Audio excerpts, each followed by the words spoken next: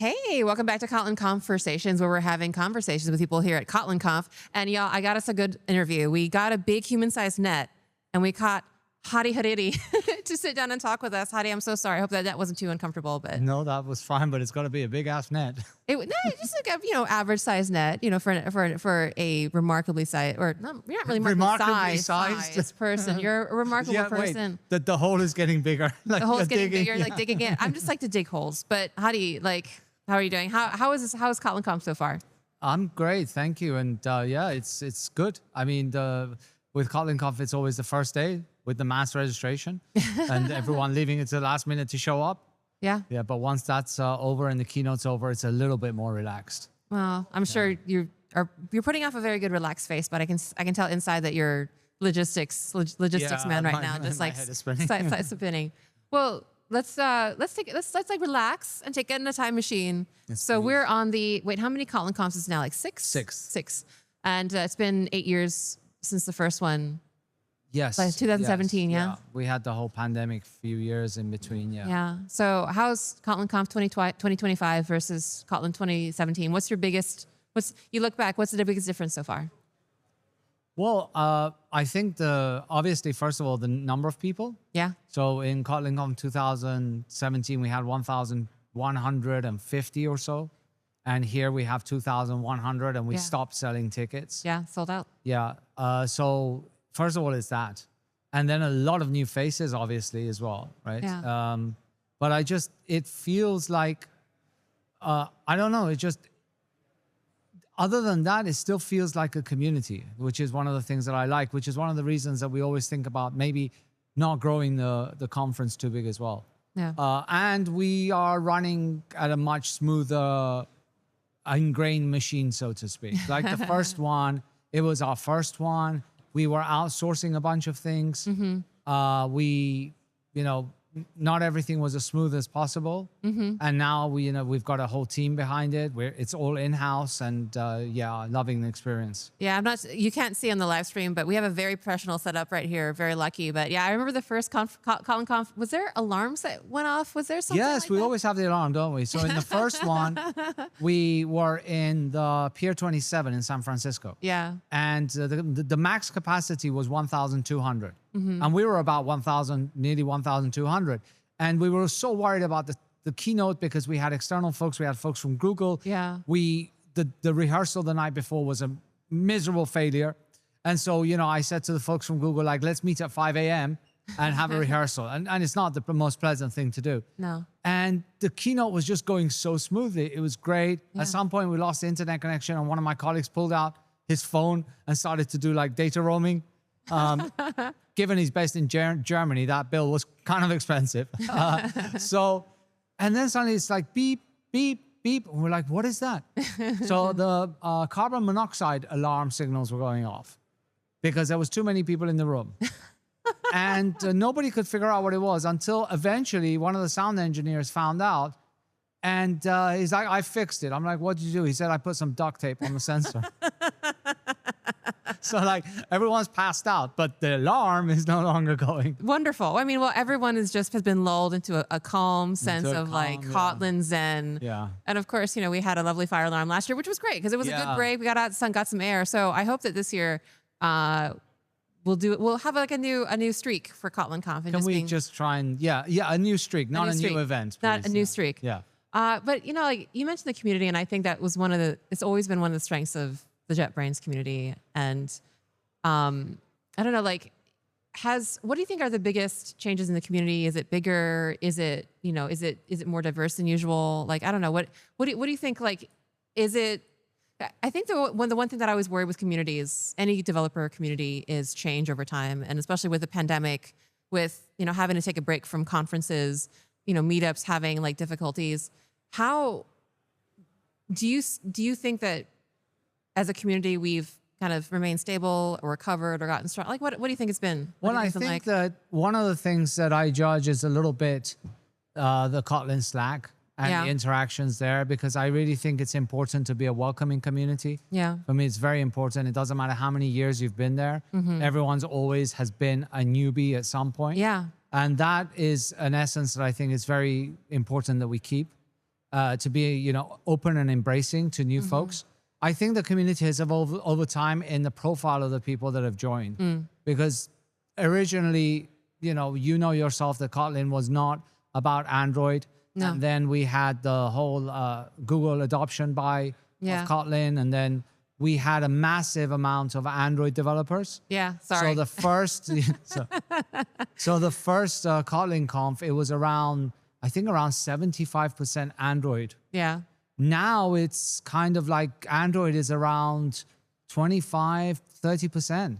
So it's more like technologically, it's more diversified in the sense of how, different people with server backgrounds, with mobile backgrounds. So that in that aspect, it's changed. I don't have demographics of like other aspects of diversity, but we always strive both from Kotlin Conf perspective and other areas to bring in as much diversity as possible there. I do, and I'm very proud of that, even being an Android developer. So again, I apologize for us taking over for several years. It's fine. But I do remember that there was actually a really hilarious article, and I don't want to misquote, but I do remember reading an article talking about Google's Kotlin at some point. Yes. So that was definitely our fault, so I apologize. But it is wonderful, and I especially always love looking at the schedule and seeing how many people are using Kotlin in so many different ways. Like I think we have a speaker from Norway's post office service, using it, like the adoption server, and even like KMP. So being a little bit older, I remember the struggle for write runs run everywhere on different platforms, web and everything. And I think KMP, as much as I love JetBrains and Kotlin, I think even at first I was like, well, here's another try at this. But I have to admit, I've been pleasantly surprised that it's gained the traction that it has. Can you just give your kind of impressions or feelings on the adoption of KMP and where it's at? Well, yeah, I mean, first of all, we need more adoption of KMP. And I think that now with Compose Multiplatform going stable for iOS, we'll get that. Because even though our strategy was always give people the choice of whether you want to go native or not, we also see a lot of demand from people I just want to write the UI once and share it. And I think this is where we are now opening up to any kind of need that people have. So I think that this is going to be helping us in actual increasing adoption. Absolutely. And, of course, Google themselves, by creating Kotlin multi-platform libraries, let's just ignore the fact that they're still prefixed with Android X. Let's just not go there. It's also helping, right? Like I know naming is hard, renaming is even harder. Yeah, like we just broke 1 million packages. So we just always remind you that we're here, Hadi. Like Android is always here. Sorry, whether you like it or not. It doesn't matter whether I like it or not. I love Android folks, and you don't have to apologize. Like I think that many folks in the community, such as Jake, Wharton, and many others, helped adoption of Kotlin. So I'm eternally grateful. So, don't ever apologize. Okay. I just don't do mobile development. That's okay. That's okay. We always know that you'll love us best. Just kidding. So it's on my tombstone all day. And he never did mobile development. Not an Android dev. Not an Android dev. Okay, so it's 2025. I have to ask you about AI. And I mean, obviously AI is important part of JetBrains strategy and products, but in the wider world,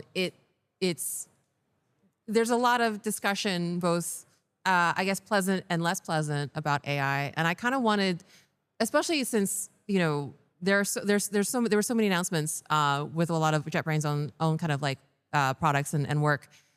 As an engineer and as a person, where do you see AI fitting in an engineer's life?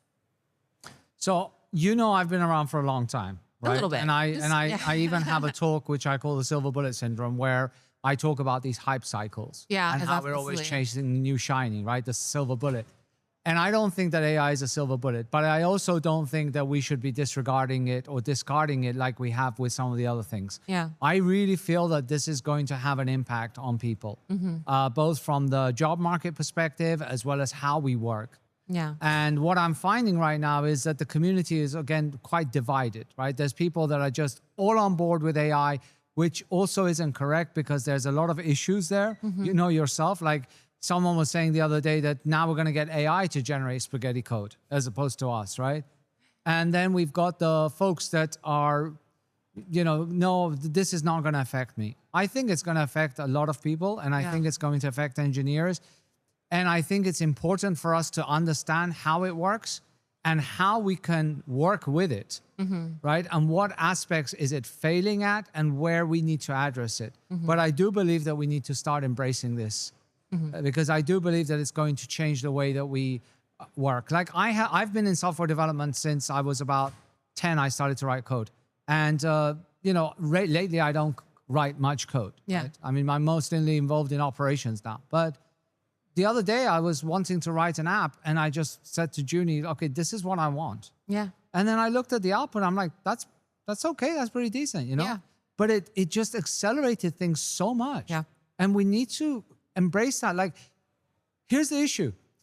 We've always strived for productivity, especially at JetBrains. Like, we love, this is going to make us more productive. We just need to figure out how to work with it better. Yeah. Right? How do you, especially for young engineers, how do you give them the experience and the challenge of problem solving and critical thinking while... That's going to be a big challenge. Okay. That's going to be a big challenge. And I don't even have an answer for that. Like, well, yeah, why should I? But like, that's something that I think about a lot. But it's not just about coding. It's about anything. Like, there should be, you know, first of all, I think the internet and especially social media already diminished our ability to have like a critical thinking around many things. Fair enough. Doom scrolling, yeah. And this, I think, is just probably going to make the problem worse.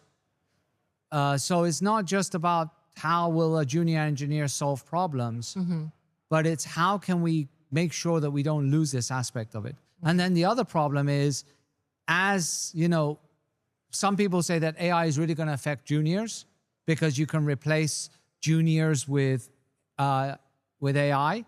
And I'm wondering, like, where are we going to get the seniors from? Yeah. You know, because if we're not getting juniors actually writing code and learning and getting the mentorship of senior folks, are we all going to become like COBOL programmers at some point? It's like, okay, what do you do? Well, I write COBOL. Well, I'll pay you $1 million to maintain this system, you know? Well, Hadi, you're going to have to put your engineer cap back on and do a lot more exercise because you're going to be the senior. Maybe you'll have to be the senior engineer. Yeah. Come back around to it and we'll be around. So, Yeah. Okay. All right. I have a really quick fire for you. So I don't know, again, speaking of like social media, there's like this kind of format where, you know, I give you a list of things. You have to choose between the two and then one wins and I choose the next one. Okay. So these are Kotlin features. All right. Okay. All right. Late init or Elvis operator? Elvis operator. Elvis operator or null assertion operator? Null assertion operator. Okay. Null assertion operator or null safety operator? Definitely null safety operator. Okay. Null safety operator or data classes? No, God, that's hard. Data classes. Okay. Data classes or extensions? Oh, definitely extensions. All right. Well, I really played this badly, didn't I? No. This is good. I like it's all about just what you like. But thank you, Hadi, for taking time. Thank you. You're very busy, and we'll see you guys in a bit.